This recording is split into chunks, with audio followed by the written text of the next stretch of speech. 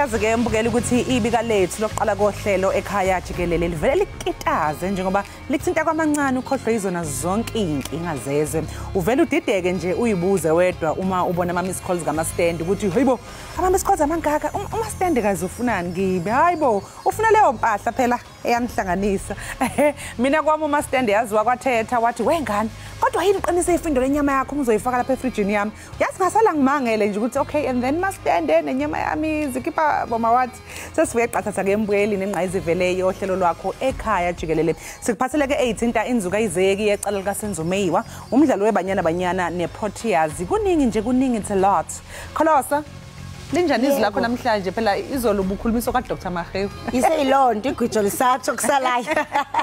Hayi ngathi ngcono namhlanje. Hayi ngiyangadla le ekhaya. Ananoma ndifuna ndihambe na.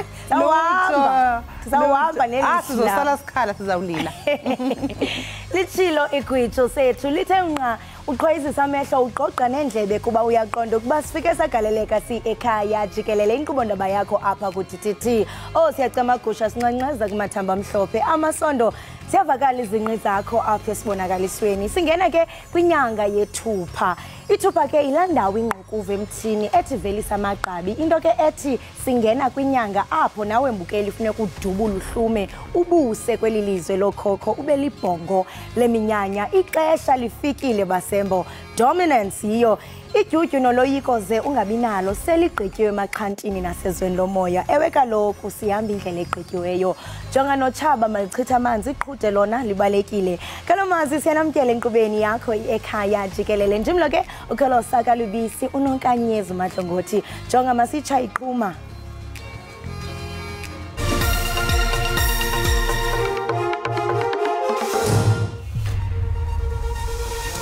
Usajini Moses Mabasa umhlalutyi wesibini wemfonomfono kwityala lika Senzomeyiwa ebenika ubungqina enkundleni ngento athe wayifumana oku kusemva kokuba enye ingcali ixelele inkundla ukuba uKelly Khumalo unxibelelane nomnye wabamangalelwa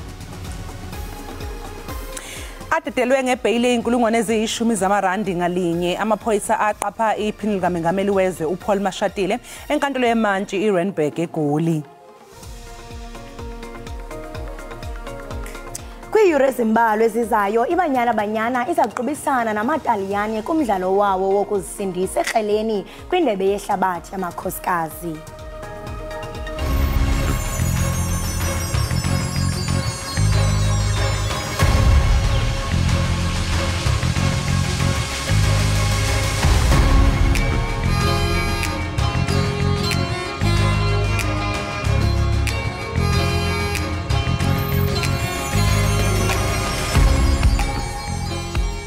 Wababiza bonke uNowa wabakhela inqanawe wathi mvula iyeza ngena nawe hayi igama lami bethusile wakwamcinga imvumi yegospel.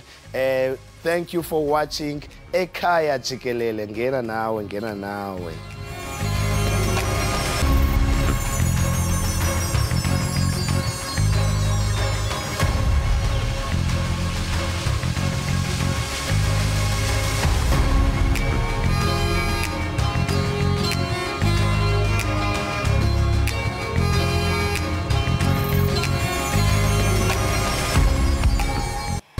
Enye ingcali yeminxebe esipoliseni inike ubungqina kwityala logebengo luka Senzomeyiwa kwinkundla ephakamileyo ePitoli ngemifanekiso yeengxowe ezigcwele imali yemipu kunye nembumbulu nethe yafunyanwa kwiminxebe yoxuthwa kumtyholo wesithathu umthobisi mncube kwelityala. Omnye ke umfanekiso ubonisa imali ngamaphepha ezi100 ne200 rands kwibhegi yeplastiki nemipu. Usajini Moses Mabasa uthi kule mifanekiso yomnxeba kamncube kukho nowompu ombhalo othi my killing machine. Imifanekiso yemikhono ekade kudidi oluphezulu yafunyanwa kumnxeba abathi abaphandi yeyomtyholo wesithathu umthobisi mncube. Page 37 is a picture of a firearm. It was served as my killing machine, 2014-10-06, silver and goldish 9mm pistol. On page 38, it's a picture served as IMG 200 1405 WA0003 2014-1003. It's a picture of a rifle and a 9mm on a car seat.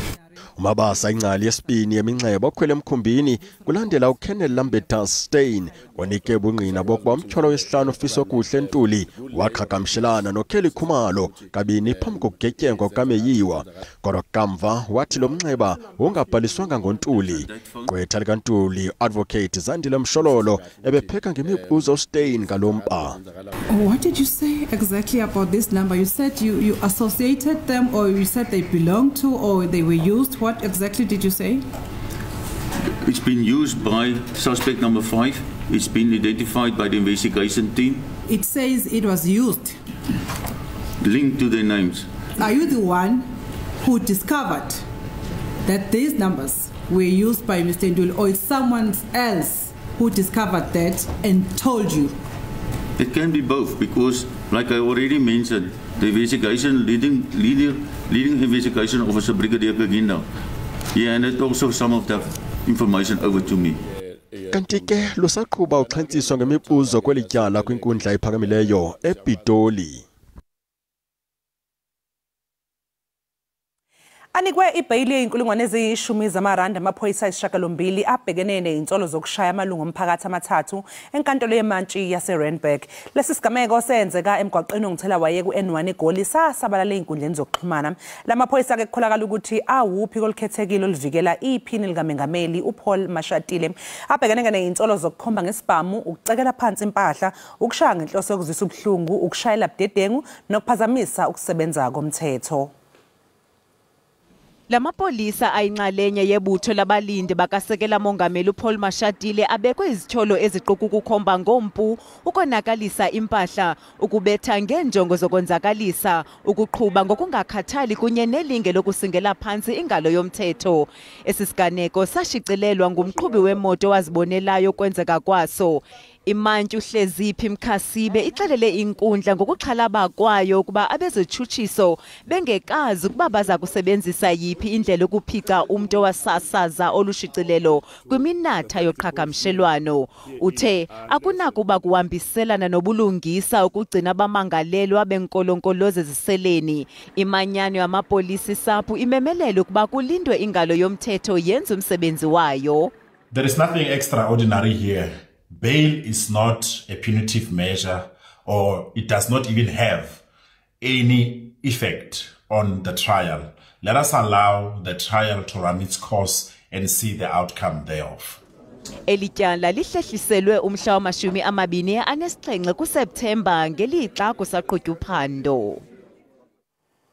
Ufumene ibheyili yamawaka ngama-50,000 50,000 yamarandi owayesakuba ngumphathisi wemisebenzi yoluntu eMntla Koloni nowayengusihlalo we-ANC kweli phondo uJohn Block kwinkundla kamantyi yaseKimberley.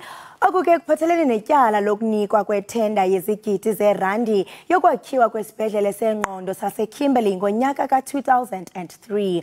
Umnumzana Block sekedonsa ke iminyaka 15 entolongweni ngamatyala obuqhetseba, urhwaphilizo nokugudisa imali eze ngondlela mnyama kwityala elisaziwa nge-trifecta. NgoMeyi walonyaka iHawks zifake izimangalo ezitsha zobuqhetseba ngakuBlock ngelixa evela enkundleni uBlock ubonakale ekhululekile eqhulana nabaxhasi bakhe abaquka owakwakhe. I'm happy with the bail hearing. Yeah, I'm glad it's done. It's over now. Nangona enikwe ibheyile kweli tyala litsha kodwa okaBlock kusafuneke ethothoze isigwebo sakhe sangaphambili de alungele ingqawule. Inkundla ithi ayikhange ibe nazizathu zokuchasa ibheyile. Lo gama abaxhasi baloka Block abangagungqiyo kwelokuba umsulwa basamkele isiphumo sesicelo sakhe sebheyile. We found no grounds as the NPA to oppose bail, even though there are conditions that have been set. We must also remember that this applicant, even though he's granted bail of 50,000, he's still, at the Appleton prison because he's currently serving 15-year sentence.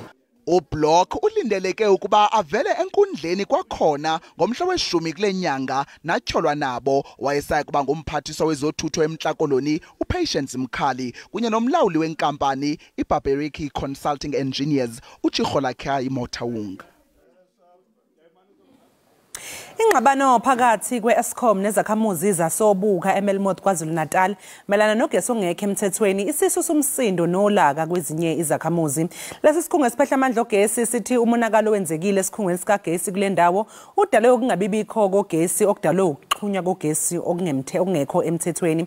U-Eskom ufuna ukuthi ke labo abaxhume ugesi ngokungemthetho bakhokhe inhlawulo ngaphambi kokuba ubuyiselwe.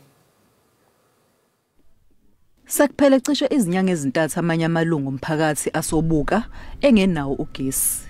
Lemndeni ithi ayisakwazi ukuthenga igilosa yenyanga ngokujwayelekile.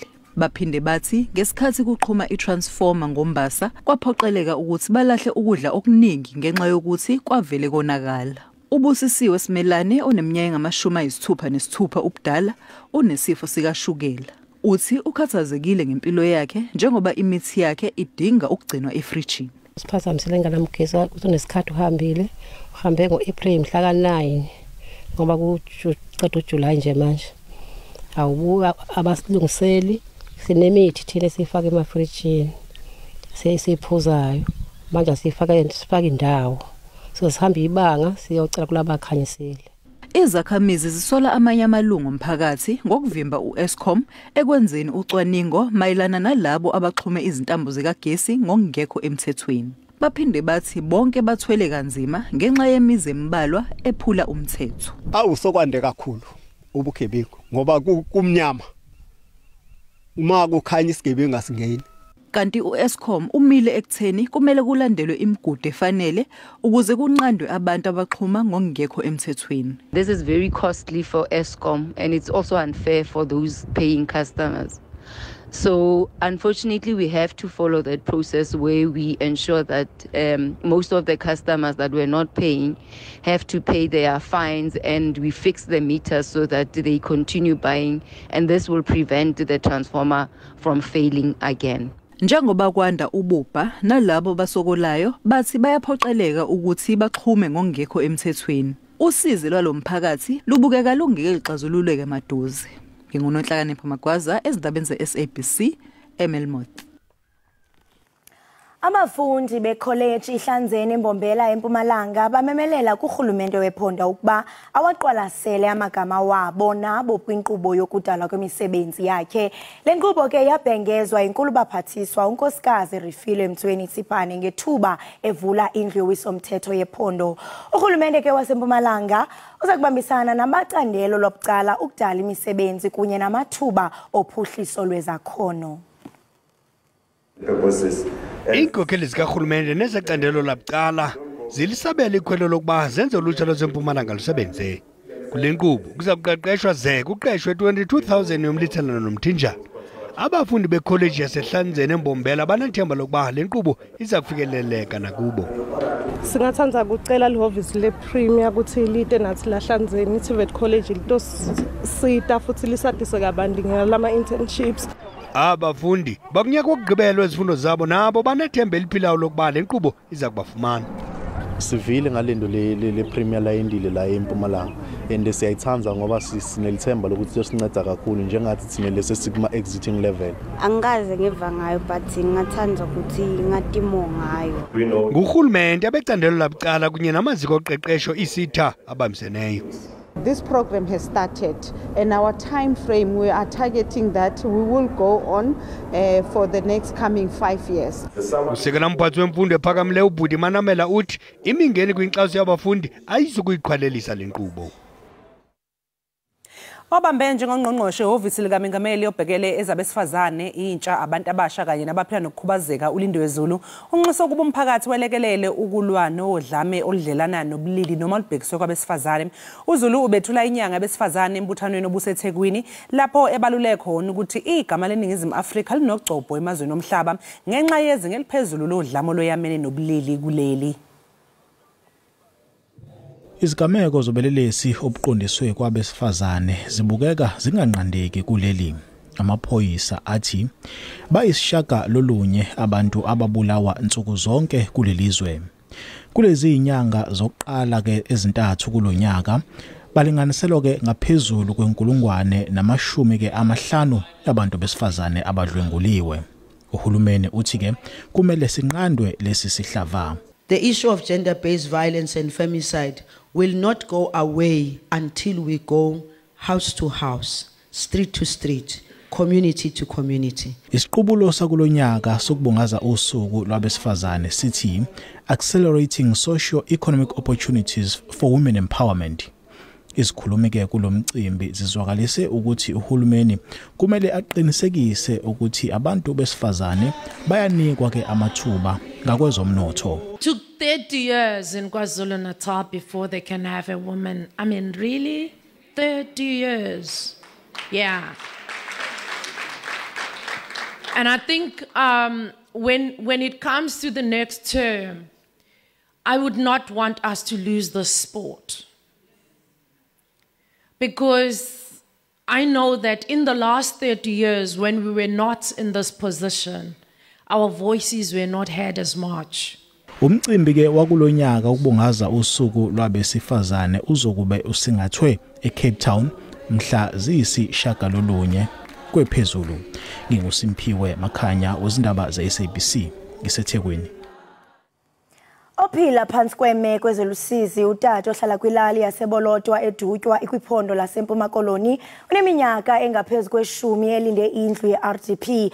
Uhlala yedwa kwindlu yotaka edilikayo enendonga ezinentanda nophahla oluvuzayo. Unyamezela ingqele eqhaqhazelisa abazinyo. KwaXhosa kukho intetho ethi ikati ileleziko xa kuchazwa imeko emaxongo yentlupheko. Zenzeka zombini kweli khaya lakwamacamba. Mininzi iminyaka utata uMandlakhe ehlala kobubuxwayiba. Iingqele zasebusika zizityela itheko kuye. Umnzelo kwenjena apha kweli khaya lam. Zange ndimnandi ungikhula kunjena kungigqeba kunje. Ezinto ndikhula makuzigqibo kunje. Umna ndihlala kweli khaya linje. uMacamba ubephila ngokukhongozwa ngabamelwane emana ukubamba izingxungxo. Bengasebenzi. Umna uzenilale ndityile. Ndinceda ukuhamba ngeziteyitale manje ndithutha amasandi. Umna bendiphila ngaloo ndlela leyo. Abantu belali bathi bazame izihlandlo eziliqela ukumncedisa afumane isibonelelo sendlu kodwa bawaphansi. Ngoku bacela urhulumente ukuba angenelele ngokumakhela indlu endilisekileyo. Ndikhe ndazama kufoma ceba esewesoleka ekhona uwadi lowethu. Size makazame akazojonga apha kulomsi. Kangaba ngeyigame sesazothatha ifoto zakhe sithi sizazisa kunonhlalonhle edutywa. Abasemagunyeni bathembisa ngokuqinisekisa ukuba le nkonde iyalufumana uncedo eludingayo. Lo gama isalinde ukwakhelwa indlu, uMacamba usathenga impahla yokwakha ngemali yakhe enkamnkam, nayo asandula kuyifumana. Kwindaba ze-SABC ndingufundiswa Mhlekude eBholothwa edutywa.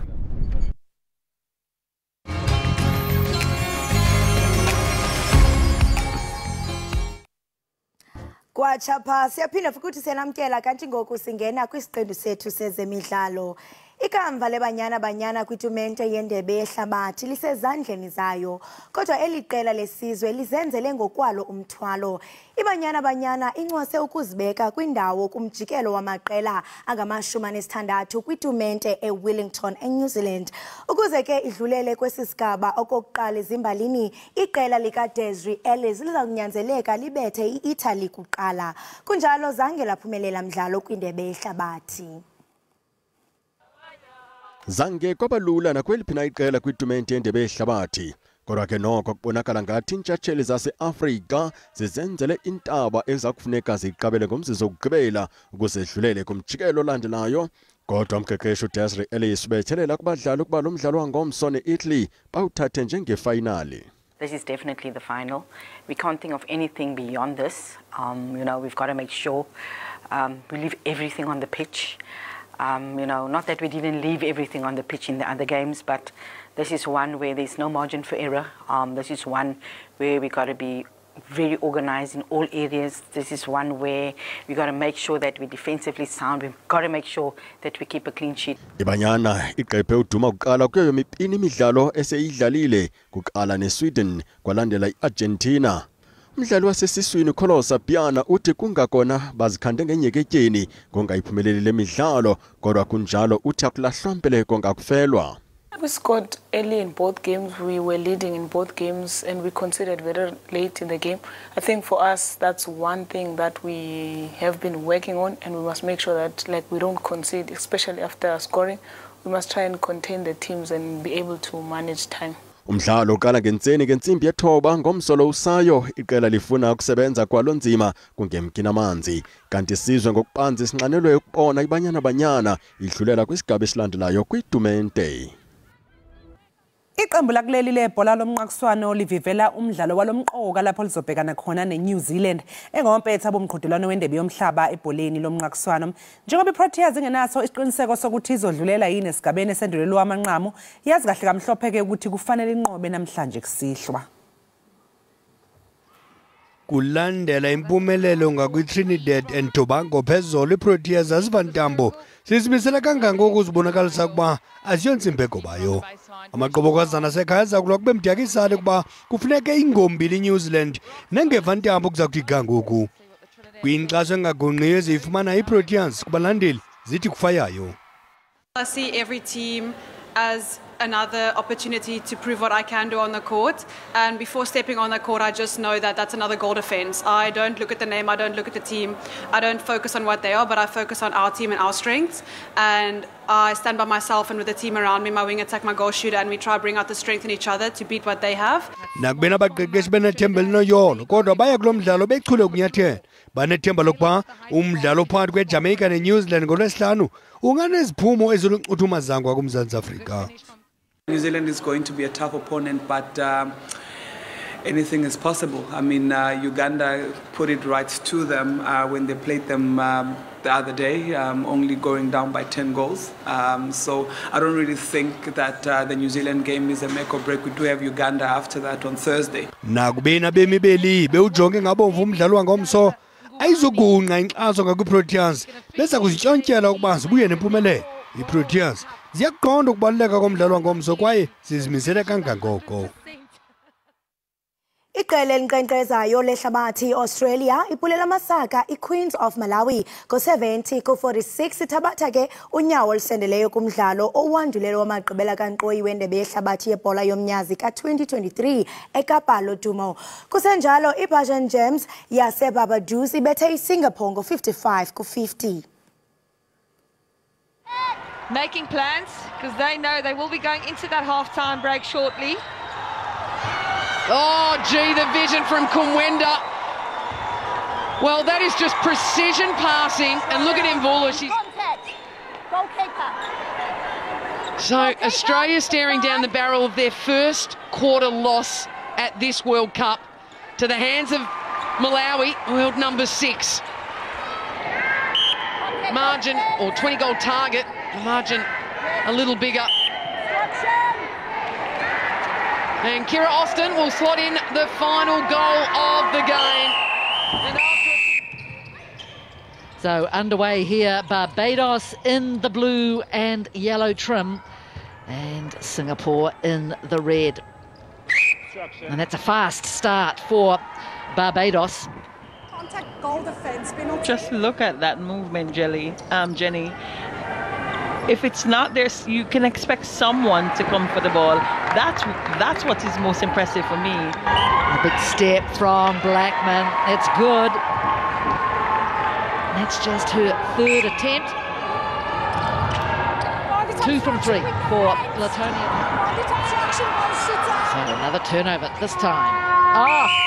Not enough time, but that's a good quarter for Barbados because they have come back. Sikwamukele mbukeli wo Ekhaya Jikelele usahlezi nami noxolo mamtshali intokazi ke yakomwali. Inkantolo ephakeme ehleli ePitoli itshelwe ukuthi omunye wabasolwa ecaleni lokubulawa kaSenzomiwa watholakala enezithombe ezishaqisayo kumakhalekhukhwini wakhe.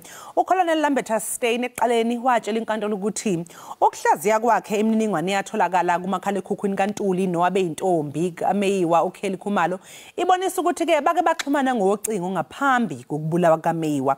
Ukubheka ke kabanzi lolu daba sixhumana nongoti wezomthetho ummelusi Xulu weDonda Attorneys. Mfoka Xulu asikubingelele sikwamukele ekhaya Jikelele. Ngibingelele kwesisi noxolo phinde ngibingelele nababukeli emakhaya. Salokhu nje leli cala lenganyelwe ijaji uRatha Mkhwahleng kunobufakazi obusha phela obebungazange buvele eqaleni ngaphansi kwelinye ijaji. Singasho yini ukuthi ke lokhu kusho ukuthi ijaji elisha liyakhona ukuthola imphumela edingekayo kuleli cala? Okay, engakuphawula nje ukuthi hayi icala lona selikhombisa ukusheshsha ngoba sikhuluma nje ufakazi sokhona manje osifakazi wesihlanu ngicabanga ukuthi uSergeant Mabasa.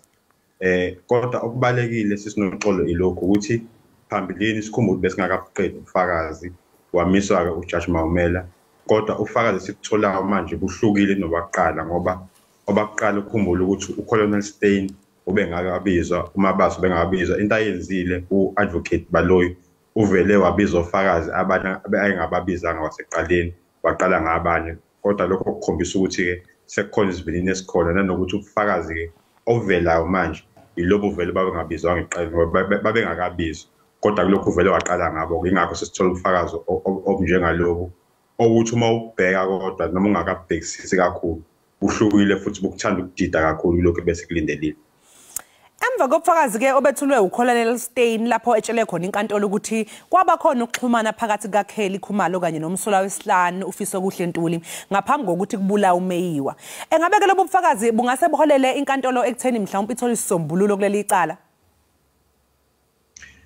Uma ukubuka ngoba bengishilo ukuthi ubufakazi obusha besingabulindelanga kuyashaqisa khona ngoba bekukhona ukuthi nabo omangalelo abazali nanokuthi futhi ukuthi uKelly ngeke nje ukuzekela uKelly Khumalo ngoAugust wakhuluma Makushiwo wakhuluma noSifiso Ntuli umangalela wesi5 waphinda wakhuluma noSifiso Ntuli futhi kusesele izinsuku eziyishumi ukuthi uSenzomiwa kula lokho kuyashaqisa kodwa manje esingakutholile okwamanje mhlawumbe uSergeant Mabasa ngoba naye ungoti kwezobuchwepheshe uzokucacisa asikuthola ukuthi yipi inkulumo ababeyikhuluma yayithini ngoba kube siyakuthola ngabe sinakho ukuthola ukuthi mhlambe ukubulawa kwaSenzo kwahlelwa ibona abamangalela khulaza umangalela wesihlanu noKelly Khumalo kube khona inkulumo ecacile manje kukhona ukuthi bakhuluma kodwa manje bathi ngoba asikhumbule phela ke embukeli ukuthi into ebalekile ukuthi ufakazi kumele sikuthole ubufakazi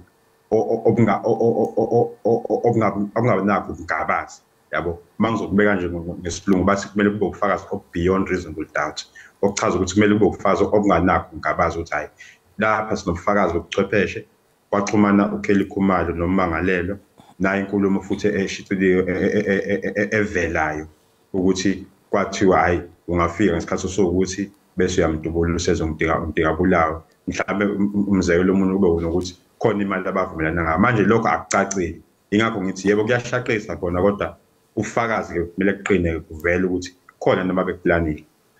Ngoba phela siyakhumbula ukuthi noadvocate Mshololo lapha yana uthema imihlaba ngembuzo yena uStein okokuqala nje ebuza ngize ngayibuza ngathi engabe uMshololo inhloso yakhe lapho kwenzani mhlawumbe ukubeka uStein njengofakazi oxegaxegayo okumele ukuthi angathembeki uma ngabe esembuza ukuthi ngakube uxhumanile neservice provider okuyiyona ke esebenzisa le number buzisise ngempela ukuthi inombolo le ingaphansi kwegama likaFiso Kuhle na nanokuthi uma ngabeke mhlawumbe esebuza uKelly Khumalo noma enye incazelo engaphuma ukuxhumana mabe kucacithi ubani wafonela omunye noma washayela omnye eqala angeke nimhlawumbe sibone uKelly esebenzisa ukuthi ya waxhumana naye wayengifonela vele kodwa wayengisongela for example.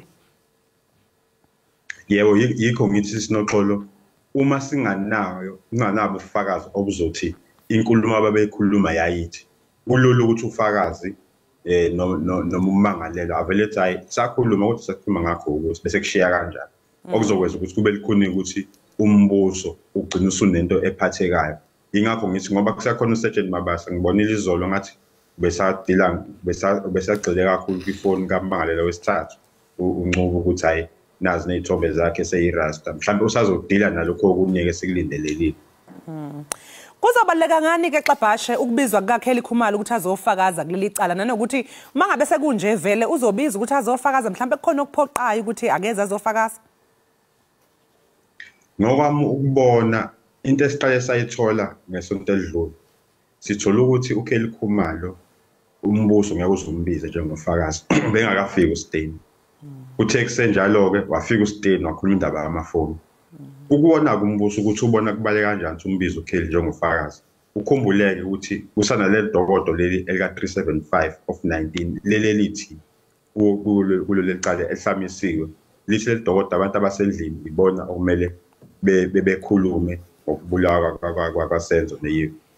Manje lokho kusikhombisa ukuthi bangofakazi kodwa futhi kwelinye idokodo bangabasola. Manje yikho ngibuka ukuthi mhlawumbe umbuso usenkingeni ukuthi uma umbiza uKelly Khumalo njengofakazi wakhe angeke nalimaze icala labo esekumele manje aphinde achaze indlela abexhumana ngayo nommangalela wesihlanu. Kodwa ke okubalekile ukuthi abameli noma advocates babamangalela bayakwazi ukucela inkantolo ukuthi inkosini inkantolo besicela ukuthi ngoba bengambuza uKelly Khumalo nathi simbize simhlabe ngombuzo ukuze kuvele kahle kahle ukuthi iqiniso lithini. Kodwa mina ebengifisa kakhulu sisinoxolo ukuthi bengifisa ukuthola ukuthi uSergeant Mabasa ngoba naye ungoti uye kwezobuchwepheshe nokwezamafoni bengifisa ukuthi aveze ukuthi yayithini inkulumo phakathi kwaKelly noSifiso nommangalelo ukuze kucace ukuthi ikhona into ebambekayo ngoba okwamanje siseza ukuthi babexhumana okushakesile khona kodwa ubufakazi obuthintekayo ukuthi yini ababeyikhuluma siyakudinga. Naye ke mhlawumbe uKelly Khumalo ngokubuza kuzomela afakazi ukuze sithole iqiniso ukuthi lithini. Ngiyamangaza kumbuso uma usuthi ufakazi okubaleka ngani ngeke beze bembize. Ngoba phela ukuze kuzobekwa umuntu anindwe ngecala noma bekwe ngecala charge ngecala kufuneka kube nobufakazi impela obuqandula ikhanda obekwayo ngaphambi kwenkantolo. Lobo bokuthi baxhumana ngokocingo akwanele ukuthi angazabekwe icala ngoba phela usangaphikisa usangafika nazo ochaza izathu zokuthi kwakungani umsolwa lo wesihlanu exhumana naye. Okunye futhi mhlawumbe wexabhashe okungenza ukuthi leli icala mhlawumbe linamathele kuye uKelly uma mhlawumbe kungahlanganiswa lawo ma phone records lawo mhlawumbe bese kuhlanganiswa kwabanye ngiye ngibone umuntu phela ukuthi ubuka ama movie kakhulu kodwa ngiye ngibone mhlawumbe okunye bangakuhlanganisa ukuthi mhlawumbe kungasiza futhi mangatholakala phela uma ngabe uzoqasha inkabi for example kusuke kukhona ukushintshisana ngokwemali okuba khona mhlawumbe bangaba nayo imvume yokuthi bakwazi ukuthola lokho kwakukhulunywa uKelly kuma service providers cellphone kanti futhi banayo imvume ukuthi bathole imininingwane yasemabhange kaKelly Khumalo. Ngokwa section 205 ku Criminal Procedure Act banayo leyo mvume ngicabanga ukuthi bak-applyela enkantolo besenza uphenyo. Kodwa owami umbuzo mhlambe ngizobuza nje umbuzo kodwa ngokuhlonipha abombuso noma amaphoyisa noma abashushisi banakho nokulangazelela ukwenza lokho. Ngoba ngibuza ngoba ukuze kutholakale izinto zamafoni uthathe iminyaka eyisithupha ngoba uStain uyasho ukuthi uzaqala ukusenza lokho ngo2020 manje lokho kokunika ukuthi uma kuza ngaKelly akacaci kahle ukuthi umbuso khona noba abakwenzile kuyo yonke leminyaka eyishagalombili. So sekumele sibheke ukuthi umbuso unakho nokuyimisela ukwenza lokho ngoba uma kuza ngaKelly angathi ngokwami ngathi abayimiselanga ngokwanele yabo. Kodwa ke ngoba uKelly kwindawo zokunandisa eyokuqala nje indawo ezobe inokunandisa kulenyanga ezo-celebrate noma ezohlanganela inyanga yabesifazane ithe okwamanje sazokumisa uKelly Khumalo ngoba kusekuney'nsolo ey'khona zecala abazokumbiza. Ingakho ngibuka ukuthi-ke uKelly mhlampe naye ngesayidi lakhe mhlampe nabameli bakhe uzofisa ukuthi naye umbuso awumbize ukuze akwazi ukuthi naye aveze iqiniso ngolakhe isayidi ukuze kube akwazi ukuthi naye akhuleke ngoba uma eseqala sekwenziwa lento ekuthiwa i-cancel culture ngokwesilungu izoqalisa imlimaza ngisho empilweni yakhe nasekusebenzeni kwakhe. Ingakho kubalekile ukuthi naye uKelly yedwa nje kumele ayimisele ukuthi angene ebhokisini akhulume iqiniso ukuze uma ukuthi yonke lento le ibudane noma akusile iqiniso akwazi ukuveza lokho. Kunelinye iphoyisa usayitshena uMabasa ke oke wathi ukuthinta kuyeke obethula ubufakazi izolo. Ingabe masibheka lobu bufakazi bakhe eqine kangakanani?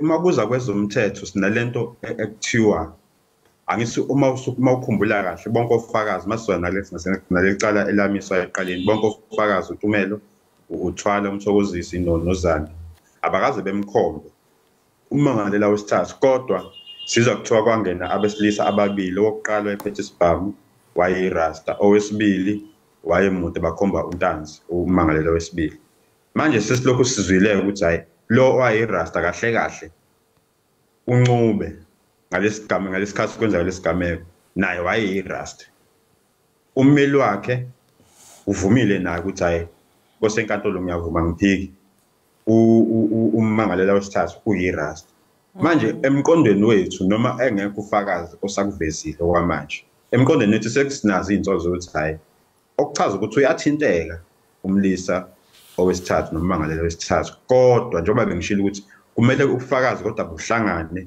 kungabe ufakazi okungabaza kodwa ke sekuqala manje ukuvela into ebesingayilindelanga waseqala njengoba ubuzile nje eqaleni umbuzo obumuhle ukuthi ngathi sekunobufakazi kuyashesha indlela icala eliqulwa ngayo kodwa ngathi nobufakazi obusho obuvelayo manje ngicabanga ukuthi sekunombuzo ke sesiqala manje kuba nesithombe esikhandekayo ukuthi ummangalela wesithathu ngathi unokuthinteka kodwa njengoba bengishilo ukuthi ke ufakazi kumele buqine sizobona kodwa ngokuhamba kwesikhathi ukuthi kuzohamba kanjani naye mhlawumbe uzochaza ukuthi wayeyirasta kwakutheni kodwa okubalekile okwamanje akekho ufakazi wayesendlini osashilo ukuthi ngaleli langa kwangena ummangalela wesithathu nommangalela wesibili kusahlanganiswa ingakho ngiyayithi mina masaqula icala noma maliqula imarathon kahle kahle lokhu ubheya kancane kancane kuhlangana ufakazi kuze kufike egcineni kodwa ke njengoba bengishilo ukuthi uthanda ukuveza isithombe esifika engqondweni zethu ukuthi bekungenzeka ukuthi uyena ummangalela wesithathu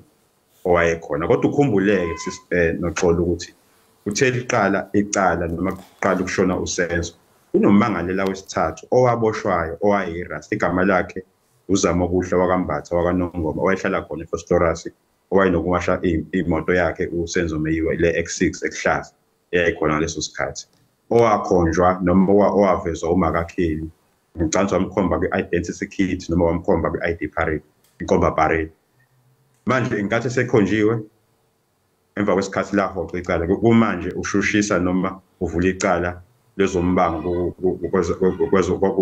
uvulela umbuso icala manje wamumbuza ukuthi kunerasta lakho nje eqaleni sekunomangalela wesithathu futhi naye kuthiwa uyirasta ugcina ungazi ukuthi ikona kuphi kodwa kusazovela kusazocaca hayi ke xabhashe sesiphetha nje impela leli icala cha selidonsa isikhathi eside ingabe singalibona lisongwa nini kodwa bengicela uphinde sinoxolo bengisho khona ukuthi cha selidonsa isikhathi eside nokho ke leli icala ngabe singalindele ukuthi lisongwe nini liqedwe nini leli silibone liphothula hayi ngicela uphinde ukugcina ngicabanga ukuthi nginenkinga ye-network okay cha hayi xabhashe bengibuza ukuthi singabona lisongwa nini leli icala njengoba selithatha isikhathi eside kangaka nje okay ngombono wami uma kuhamba ngalendlela okuhamba ngayo ngiyacabanga ukuthi unyaka ozayo ukuyathembisa ukuthi khona ongenzeka onganani kube kuthiwa mhlawumbe uRatha waqala ngalendlela eqala ngakwa uyena waqala icala ngicabanga ngathi ngabe sekusesikude kodwa abaningi ofakazi ngicabanga ukuthi nje u2024 uyophela sekucaca ukuthi kwenzakalani hayi sibonge kakhulu ke xabhashi ngesikhathi sakho sikufisela usuku oluhle hayi siyabonga Mbukeleke lowo bekungoti wezomthetho uMelusi Xulu weDonda Attorneys besixoxisana naye mayelana necala lika Senzo Meyiwa. Ungamanje siqu $8 sizobuya ke emva kwekhefu.